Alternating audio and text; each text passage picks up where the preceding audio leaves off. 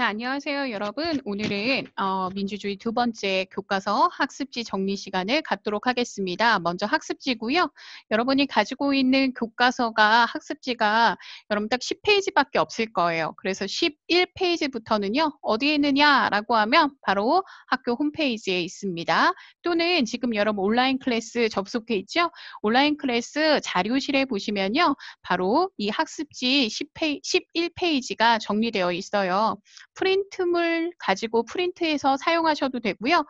선생님 저 이 학습지 없는데요? 라고 하는 친구들은요. 우선 화면 캡처 수업 들으면서 화면 캡처해서 가지고 있다가 학교로 오시면요. 학교에서 선생님이 프린트를 대신 해주도록 하겠습니다. 여러분에게 나눠줄 프린트물은 이미 가지고 있어요. 그런데 집에 프린트물이 있는 친구는 수업 들으면서 정리하면 훨씬 더 잘 정리할 수 있고요.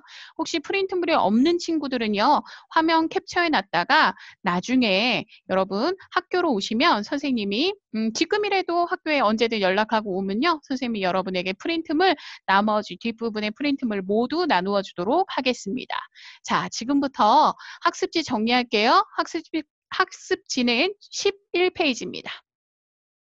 없는 친구들은 손으로 적으면서 살펴봐도 되고요. 프린트물이 있는 친구들은요.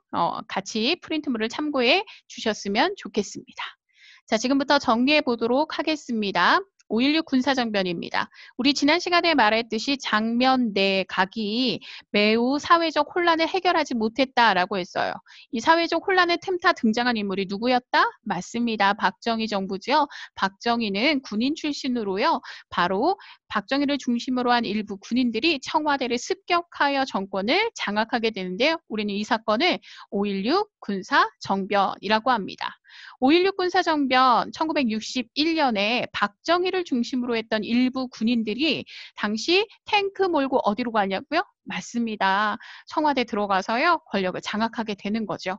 자, 그리고 나서 만든 것이 사회가 혼란하다. 그러면 다시 전쟁이 일어날 수 있어. 여러분 보세요. 1961년 전쟁이 끝난 지 불과 10년 정도밖에 되지 않았어요. 국민들 마음속에는요. 전쟁에 대한 두려움, 공포감이 매우 많았거든요. 그래서 이때 군인들이 하는 말을 매우 귀 기울이게 되고요. 이때 국가를 바로 세우겠다라는 목적으로 바로 국가재건 최고회의라는 것을 구성합니다. 총 1961년부터 63년까지 3년 동안 활동하는데요. 여기에서 군인들이 중심이 되는 군정을 실시해요. 이때 이 박정희 군정에서 박정희를 중심으로 하는 군인들이 우리는 이런 국가를 만들게요 라고 내세웠던 모습 중에 하나가 바로 반공. 공산당 막아내겠다. 군인이니까 할 수 있겠죠. 경제 재건, 전쟁 직후 너무 경제적으로 어려웠어요. 우리 부유한 나라 만들겠다라는 것을 목표로 하게 되고요. 군정을 약 3년간 실시합니다. 3년간 군정을 실시하는 가운데에 바로 박정희는 헌법을 다시 바꾸게 되죠. 왜냐하면 우리 이전의 헌법대로라면 우리는 모든 권한이 대통령에게 있는 게 아니라 누구에게? 국무총리에게 있어요. 그런데 박정희는 이걸 바꿔요. 대통령 중심제로 헌법을 개정하고요. 이에 이 헌법에 의하여 대통령에 당선되게 됩니다. 그래서 이때부터 무슨 정부? 박정희 정부가 들어서죠. 그런데 반공 내세우고 경제재건 내세웠어요. 그런데 여러분 알다시피 전쟁 직후에 우리나라 너무 경제적으로 어려웠거든요. 기본적으로 자본이 없습니다. 그래서 우리가 경제를 살리는데 너무 돈이 없으니까 박정희가 이 돈을 빌릴 곳을 찾아요. 근데 때마침 그 무렵 일본이 전쟁에서 제2차 세계대전에서 패전하고 나서 주변 국가에 와 교류를 활발하게 해야 되는데 쉽게 말할게요. 패전국이었던 일본이 공장에서 물건을 많이 만들면서 경제적으로 막 발전했어요. 그런데 물건 만들면 갖다 팔 시장이 있어야죠. 그런데 우리나라와 관계가 매우 좋지 않았거든요. 그래서 일본이 우리나라한테 끊임없이 손을 내밀었고요. 이제 박정희가 덜컥 잡습니다. 무슨 협정 체결합니까? 한일협정. 국민 대다수가 반대했어요. 그런데 한일협정 체결하고요. 그래서 지금도 일본은 이때 다 해결했다. 위안부 문제, 강제징용, 강제징병 문제 우리한테 따지지 말라라고 주장하는 게 바로 이 한일협정 때문이죠. 뿐만 아니라 그럼에도 돈이 부족하니까 1970년대는요. 베트남에 미국의 군대를 대신하여 파병까지 하게 됩니다. 그러면서 이때 벌어들인 돈으로 이때 우리나라 군인들이 베트남에 가서 목숨 바쳐 싸운 대가로 벌어들인 외화로 우리가 경제 성장한 거예요. 쉽게 말하면 박정희 대통령이 정치 잘해서가 아니라 우리 국민들의, 여러분의 할아버지 할머니들의 희생 때문에 경제가 성장하게 됐고요. 이때 박정희 역시 이승만처럼 무슨 집권? 그렇죠. 장기 집권.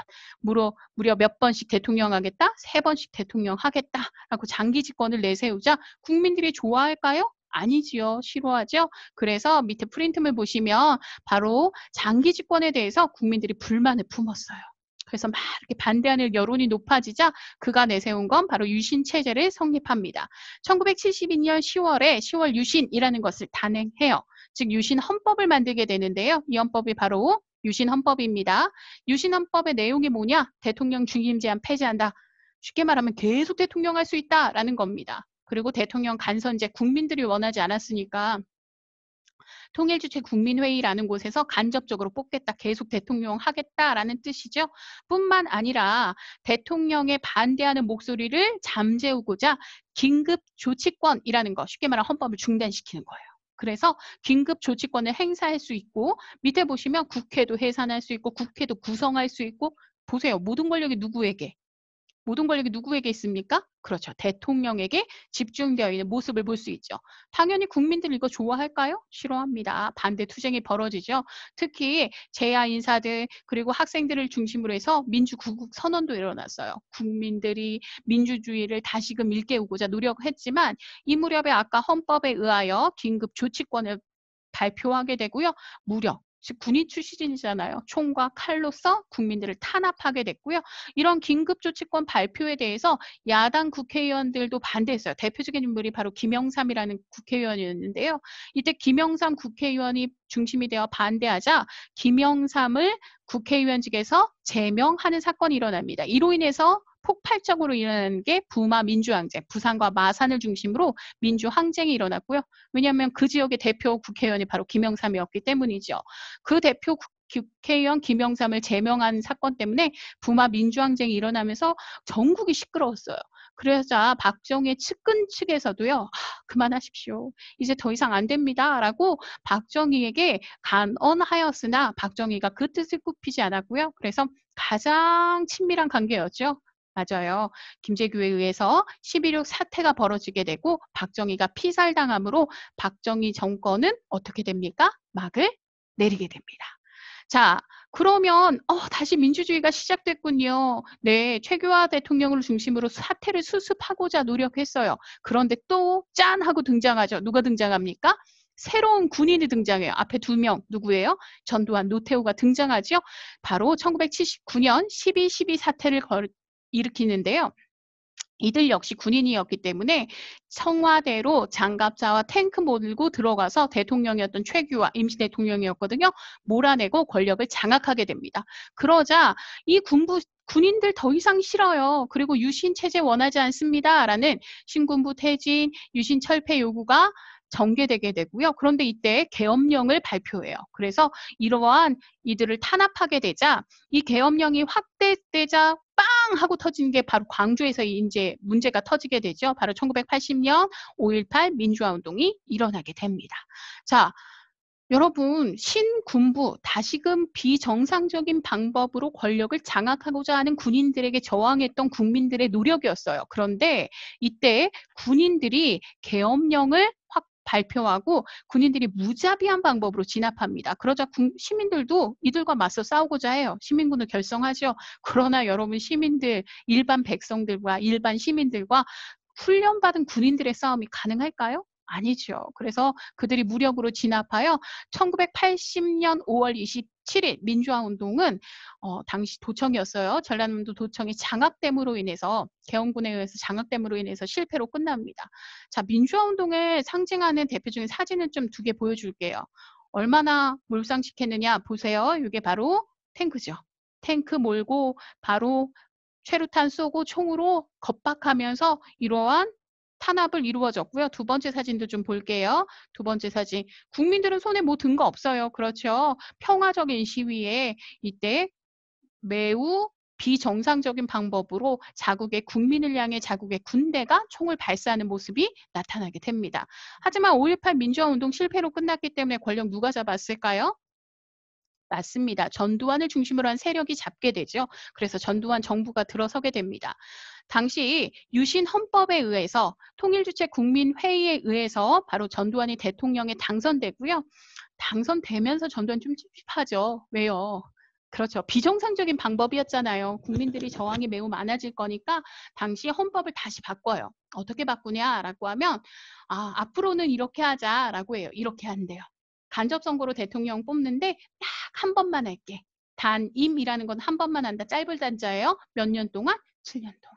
7년 단임을 내세웁니다. 그러면서 국민들을 막 이렇게 어르고 설레기 위해서 여러분 두발자유, 교복자유 학생들 막 좋아했겠죠. 그래서 이렇게 당근 요법이죠. 두발 교복 자유화해 주고요. 국민들의 관심을 다른 데로 돌리기 위해서 이때 처음으로 1980년도에 프로야구가 창단되게 됩니다. 그리고 국민들을 막 억제고 있었던 여러 가지 제도를 풀어주면서 당근 정책을 실시하면서 자신의 정권을 유지하고자 하였으나 반면에 채찍도 휘둘러요. 언론도 통제하고요. 독재 정치를 그대로 유지하게 됩니다. 그러자 학생들을 중심으로 한 민주화 운동은 계속적으로 지속되고요. 특히 간접선거가 아닌 직접 선거. 국민들이 직접 뽑겠다라는 움직임이 일어났고요. 이러한 움직임을 계속적으로 지속했던 사람들은 바로 학생들이었습니다. 그런데 이 학생들이 당시 전두환 정부에 의하여 탄압받는 사건들이 벌어지게 되거든요. 그로 인해서 촉발된 것이 바로 1987년, 몇 해 전에 영화로도 나왔죠. 1987. 1987년 바로 6월 민주항쟁이 시작됩니다. 6월 민주항쟁이 일어난 이유는 두 사람 때문이었어요. 첫 번째, 박종철이라고 하는 S대, 서울대죠. 서울대 학생이 당시 민주화운동을 일으켰다라는 것 때문에 처음에는 참고인 진술을 하러 가요. 그런데 그곳에서 고문을 받다가 죽는 사건이 벌어집니다. 그런데 어처구니 없는 신문 기사가 나와요. 고문을 한 게 아니다. 그냥 탁 하고 책상을 쳤는데 상대편에 앉아있던 박종철이 하고 쓰러져 죽었다라는 표현을 합니다. 자, 이런 말도 안 되는 기사, 언론을 조작하여서 박종철을 고문치사 사건을 덮으려고 하자 이 문제를 해결하고자 여러 학생들의 민주화 운동은 지속됐고요. 이때 Y대, 연세대죠. 연세대 이한열은 이때 이거 제대로 밝혀달라라는 민주화 시위를 하던 중 교문을 미처 빠져나가지도 않았어요. 교문 안쪽에서 교문 밖에서 최루탄을 쏜 것에 어떻게? 그렇죠. 맞아서 사망하는 사건이 일어납니다. 자, 이 두 명의 젊은 학생들이 사망하자 전국적인 시위가 확대됐고요. 이 시위의 결과적으로 밑에 보시면 뭐가 선언됩니까? 민주화 선언이 이루어지죠. 6.29 민주화 선언의 내용은요. 매우 중요해요. 대통령 누가 뽑는다? 국민이 뽑는다. 그런데 앞으로 대통령 몇 번 한다? 한 번 한다? 딱 몇 년 동안? 5년. 5년 단임제. 오늘날 대통령, 우리나라 헌법에 규정되어 있는 내용입니다. 대통령 국민이 뽑는다. 5년 딱 한 번만 한다. 라는 이러한 대통령 선출 방법이 헌법으로 다시 명시될 수 있는 6월 민주항쟁의 결과를 가져오게 됩니다. 여기까지가 바로 1970년대 그리고 1980년대 우리나라 민주주의 운동이라고 할 수가 있겠죠. 1970년대 박정희 정부에서 매우 위축받았던 우리나라가 1980년대 다시금 5.18 민주화 운동을 시작으로 하여 그 정점을 딱 찍은 것이 맞습니다. 1987년 6월 민주항쟁의 결과 오늘날 민주주의가 자리 잡게 되었다라는 것을 알 수 있겠죠. 자, 여기까지가 바로 프린트물 정리였고요. 지금부터는 교과서를 정리해보고자 합니다. 교과서를 준비해주세요, 여러분. 자, 교과서 준비되셨나요? 교과서는 오늘 선생님하고 밑줄 그을 부분은 86페이지부터입니다.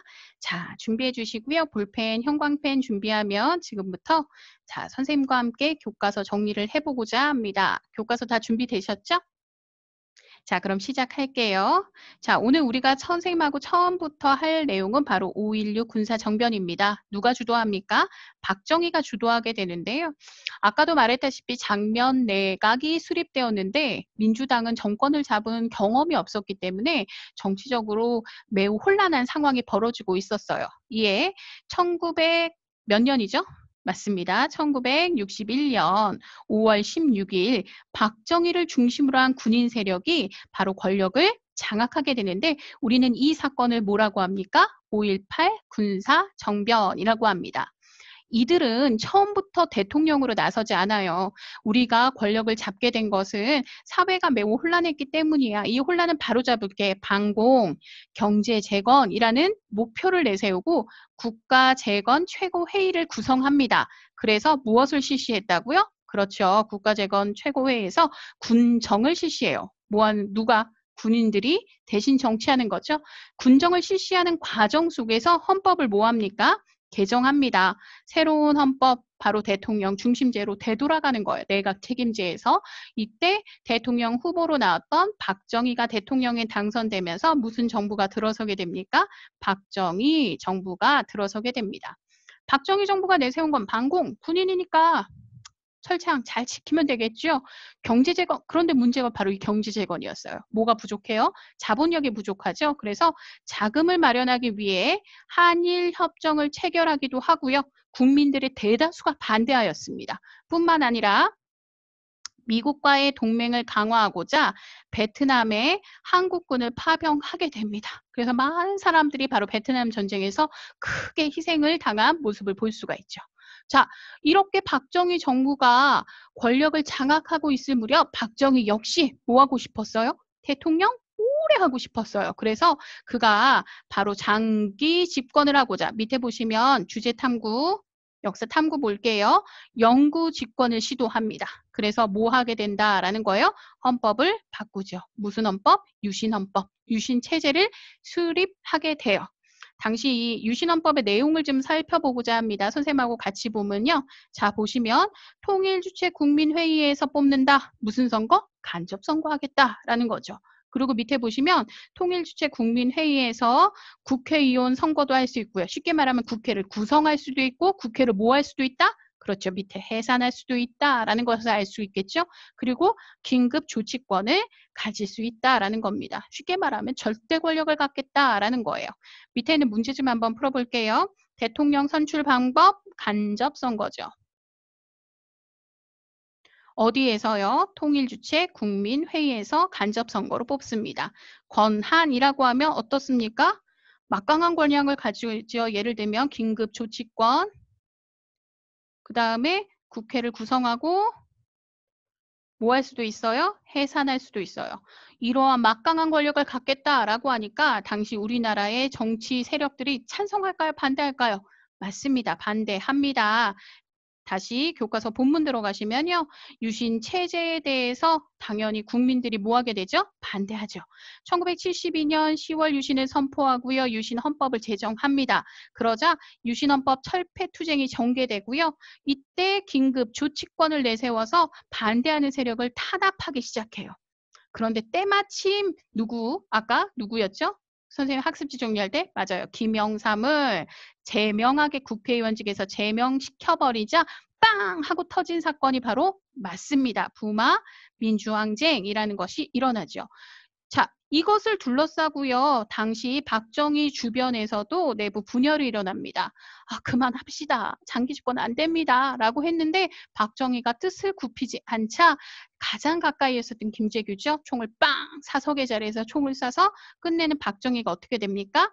박 대통령이 피살당하면서 유신체제는 막을 내립니다. 우리는 이 사건을 뭐라고 하느냐? 10월 26일 날 일어났어요. 12.6 사태라고 합니다. 12.6 사태로 인하여 박정희는 물러나죠. 왜 죽음으로써 물러난 겁니다. 그럼 이제 군인들이 끝났나 보다 했더니 교과서 옆에 보시면 새로운 군인이 등장해요. 그렇죠? 밑에 보시면요. 신군부가 등장한다. 바로 누가 등장합니까?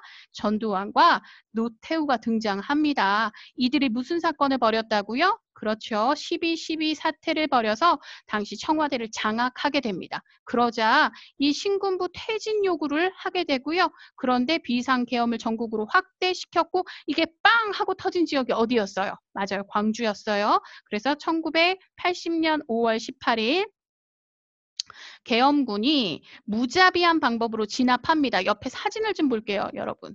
보시면 계엄군 총 들고 있죠. 국민들은요, 이런 평화적인 시위합니다. 그럼에도 불구하고 총으로 국민들을 탄압하게 되고 무자비한 방법으로 진압하게 되자 시민들도 시민군을 결성하죠. 하지만 시민들, 일반 백성들이에요. 훈련받은 군인들과 싸우면 당연히 어떻게 될까요? 맞습니다. 지겠죠? 그래서 1980년 5월 27일 무력으로 진압하게 됩니다.